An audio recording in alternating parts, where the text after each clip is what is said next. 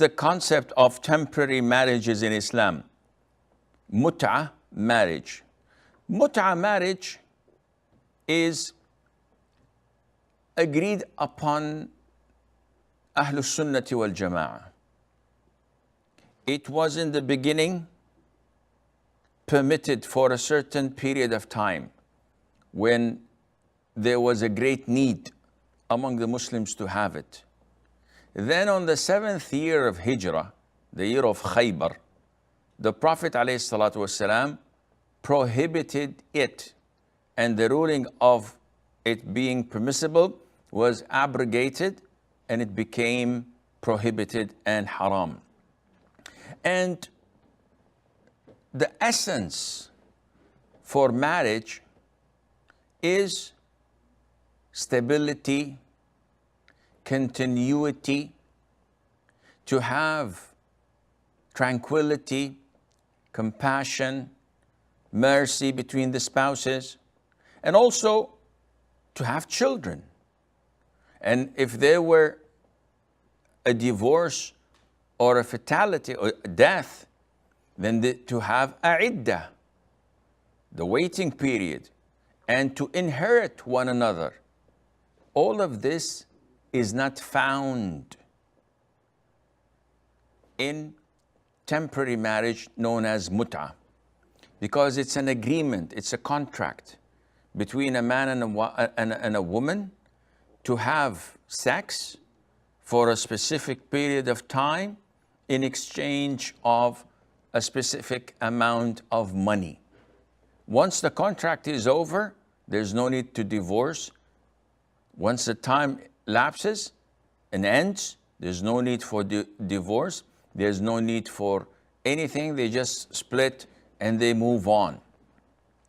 Nowadays, this is considered to be another form of fornication or adultery. It's zina. The contract is invalid, and the marriage is invalid.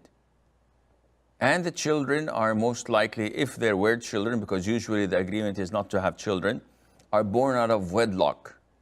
And a woman in such a marriage is like a prostitute. She moves from one man to the other because it's a fixed contract, a day or two, a week or two, and then it's ended. Unlike normal marriages, where the couple enter in such an institution with the hope that this continues until one of them dies, till death does them apart. Now, one may argue, then why was it permitted in the beginning? This is a ruling from Allah Azza wa Jal. We have no right to question why was it allowed and then why was it prohibited later on. This is according to Allah's wisdom. At the time, there was a need for it. Allah permitted it. The companions used it. But after a while, it became prohibited once again. And since then till date, the prohibition stands.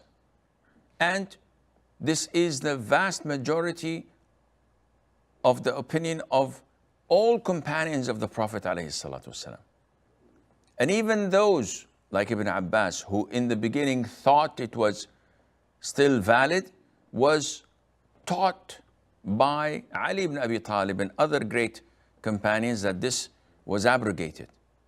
And you did not know about that.